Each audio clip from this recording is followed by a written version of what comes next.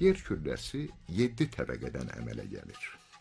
Birinci qat hidrosfer, yəni su təbəqəsi, ikinci qat litosfer isə quru təbəqəsini əmələ gətirir.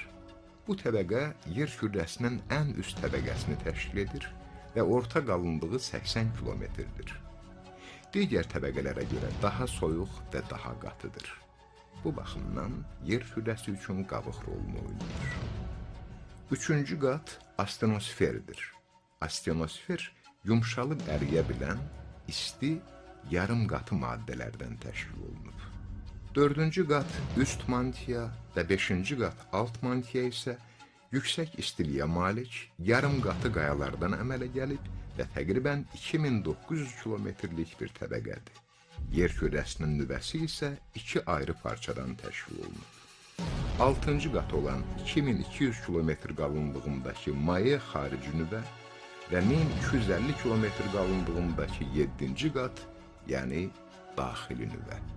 Yer kürəsinin bu şəkildə təbəqələrdən təşkil olunması yalnız 20-ci əsr texnologiyasına əsaslanmaqla uzun müddətli araşdırmalar nəticəsində əldə edilmişdir.